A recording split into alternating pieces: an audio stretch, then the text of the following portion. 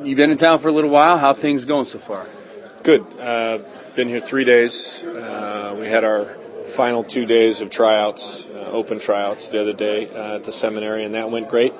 We feel like we found 5 players that we can submit to the league for approval, and then hopefully integrate them into training camp and see if they fit and see if they make the club. So on the basketball side, things are going well. I've met most of the players now.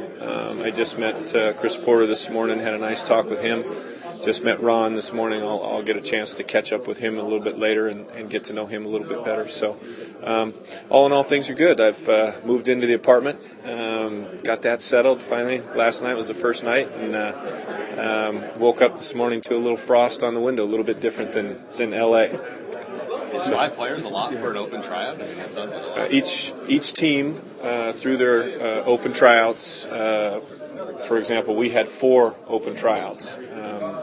You can then select 5 players total from your tryouts, and so that's standard for each club. So I know there was like one in Memphis. Do you know where those players came from? From the local area, one in Detroit, one in Milwaukee. And that's the NBA's process right now, to give anybody a chance to make the D-League or make a roster and continue the dream of playing and reaching a certain level. So, the likelihood is you don't get somebody that just rocks in off the street and is going to make your club. But there are certain guys that come out of college that may not have been first, second, third team, but they played an important role within their college team.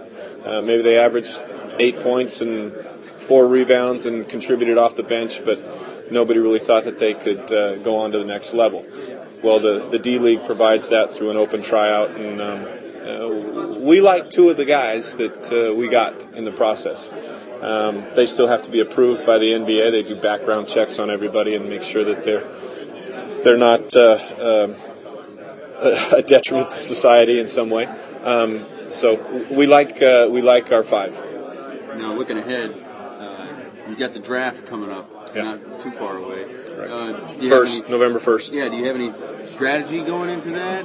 Well, the league is sending down now every 3-4 days an updated list of players who have signed D-League contracts that are on this list, and they're everybody from guys that were first, second, third team in college, maybe have played overseas, maybe have played in the NBA, maybe are returning in some capacity, and they want to get back into the league. So that list is being sent down.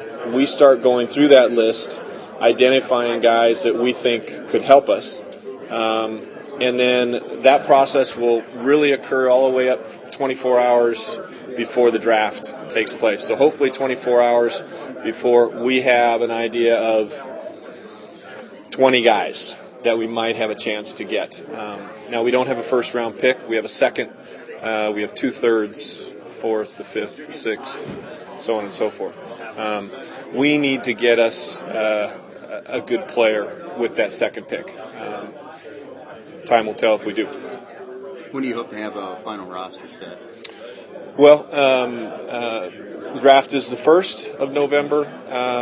Physicals for players on the current roster and the guys that are going to come in for camp will be on the 6th, and we can kick off training camp the 7th. Anytime between the 7th and the 11th, we can start training camp.